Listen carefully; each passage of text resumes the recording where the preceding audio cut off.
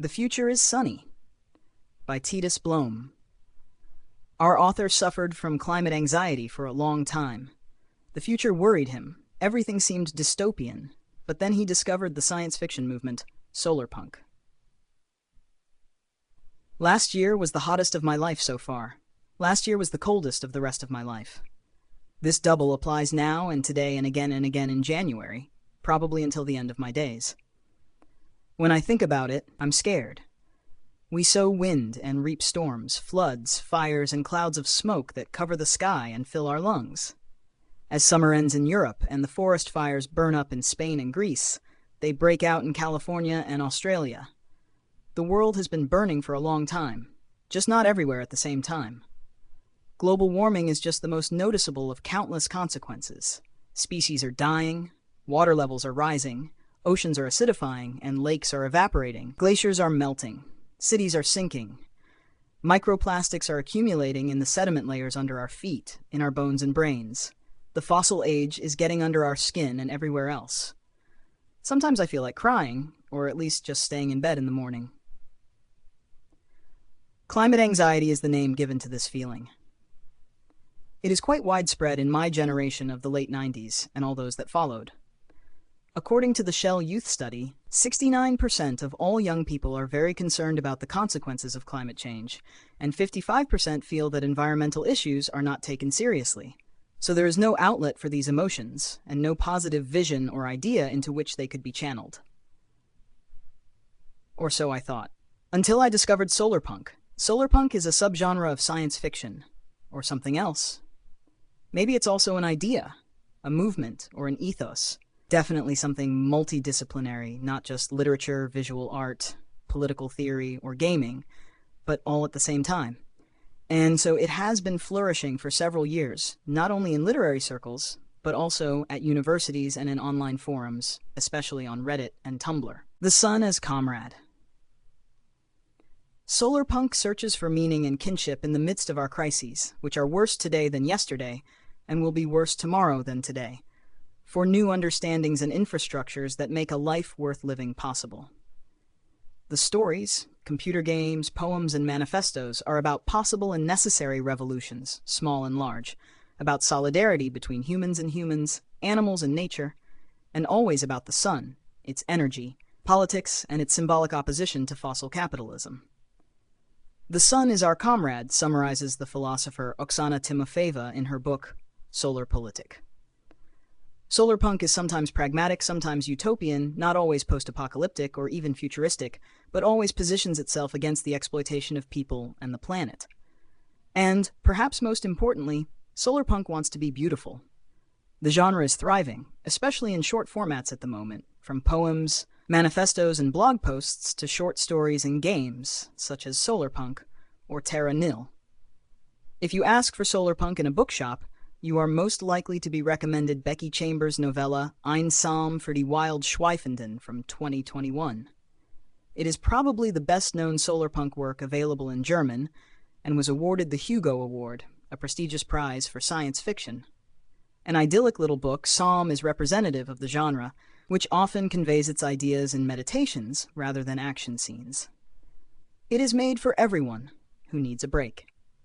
Chambers' Psalm is set on a moon called Panga, once heavily industrialized, before long ago the robots that did factory work there developed consciousness and retreated into the forests.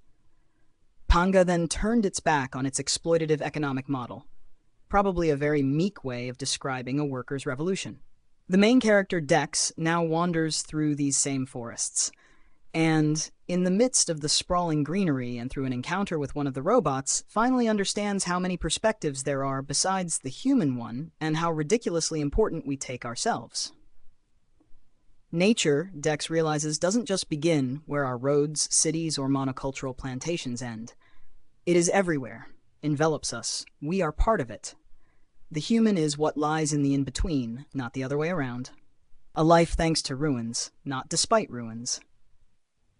Time and time again, Solarpunk stories take a gentle but necessary swipe at humanity by denying us the exceptional position in nature that we, especially in the West, still claim for ourselves today. We have known how much we are part of nature since Darwin at the latest. But Darwin only exchanged our pedestal as the crowning glory of creation for the pedestal as the crowning glory of evolution. Many solarpunk works attempt to push us down and to consider the non-human and the more than human on an equal footing. It is a step behind humanism, which only ever thinks from the human perspective. Published by science fiction writers and design researchers, Multi-Species Cities is an anthology of short stories that consider how the cities of the future might harbor and support the biodiversity that makes our life on the planet possible in the first place, including bees and spiders, worms and pets, and more. In the story, The Streams Are Paved with Fish Traps by author and biologist Octavia Cade, fish and eels spread and thrive in discarded storm drains and sewers beneath the city, especially those that are already slightly dilapidated and therefore the water doesn't rush through so violently. Human infrastructure becomes more than human infrastructure. Just like the fish and eels in urban canals, or like coral reefs in the real world that colonize old ships that we tactically sink for this purpose, life thanks to ruins, not in spite of them, but ruins are exactly what fossil capitalism will leave behind in many places. And more than that, Solarpunk depicts a life in these ruins that is beautiful, that has found its way from fossil exploitation to solar balance, bright, friendly, and in solidarity. It is still most effective today as a utopian aesthetic that is known far beyond the borders of online forums and anthologies. Nature and technology in harmony. Solarpunk imagery often combines green, plant-covered cities and villages with shimmering solar panels and feather-light wind turbines, natural materials with futuristic design. They incorporate the organic forms, attention to detail, and flowing geometry of Art Nouveau, and combine them with the devoted slowness of Studio Ghibli films, in which nature is often staged as an active figure. In Solarpunk, buildings grow out of the landscape as if they were its natural extension, interspersed with vertical gardens and living roofs. Urban futures, rural futures, anarchic, ordered, and more than human futures appear here. The color palette of Solarpunk comics, games, and drawings is mostly soft, dominated by green, blue, and warm earth tones, interspersed with bright white and metallic details. High technology and nature blend together seamlessly. This can be seen, for example, in the drawing Pan Legs Resting from the anthology Sun Vault, edited by the literary scholar and author Phoebe Wagner and the author Bronte Christopher Wieland. The picture shows a young person resting in the forest and playing a panpipe. One of her two prosthetic legs, with which she looks like the faun and Greek shepherd god Pan, lies loosely in the grass. Through the dense trees, a lantern can also be seen in the distance, indicating a path.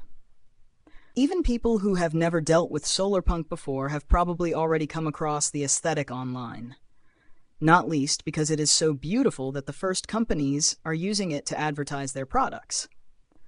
Funnily enough, the best representation of the Solarpunk aesthetic is probably a yogurt advertisement.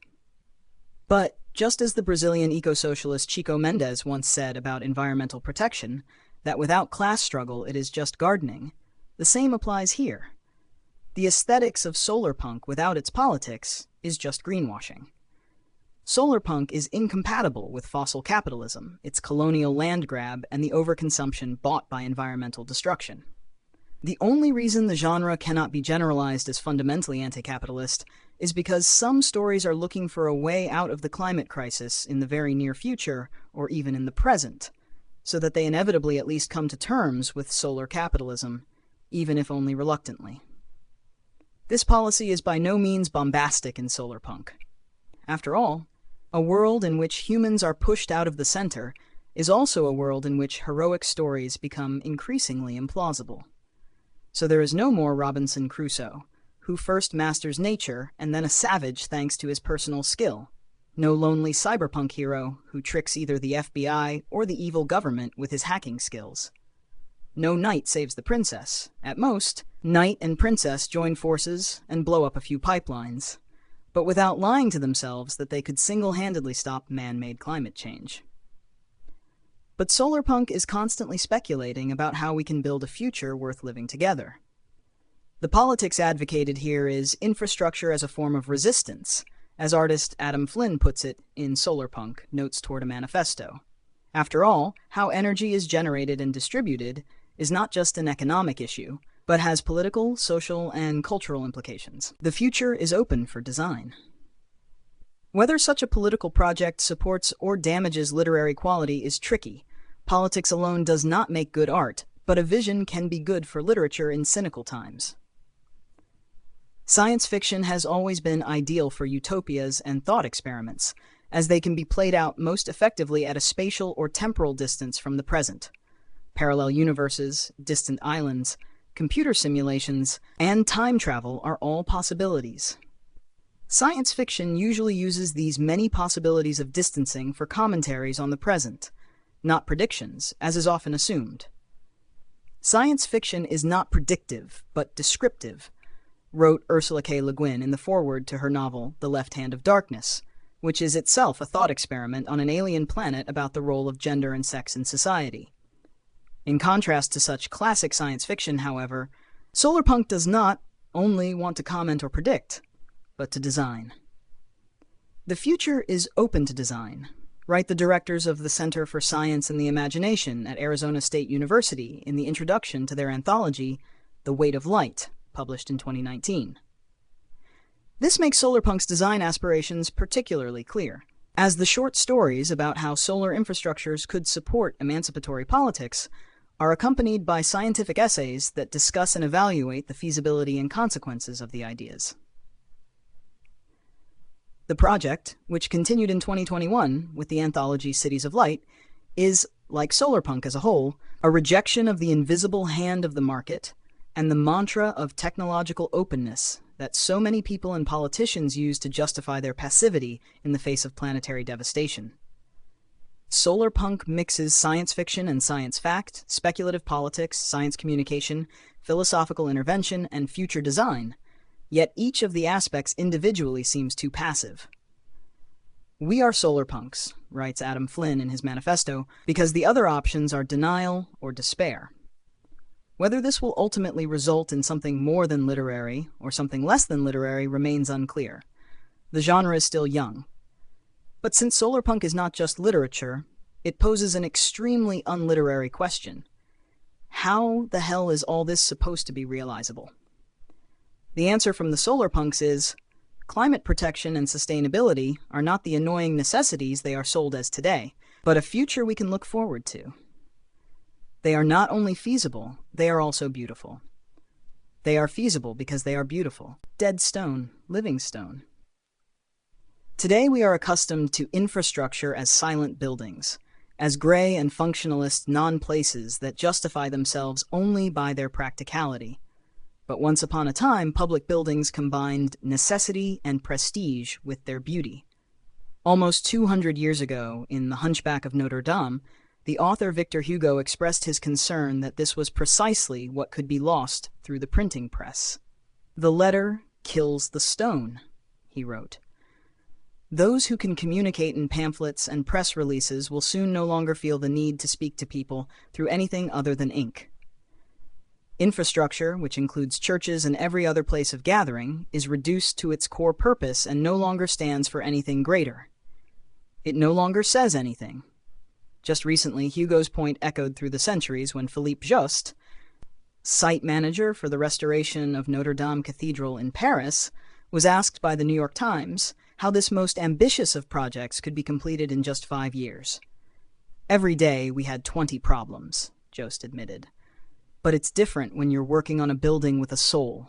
Beauty makes everything easier." Solarpunk no longer just wants to work against futures that seem either right-wing extremist or apocalyptic, but to design a truly hopeful future that we can look forward to. How beautiful it is should not only be written in manifestos and novels, but should be visible from every street corner. Letters animate stone, infrastructure learns language again, and it should call out, "The future is sunny,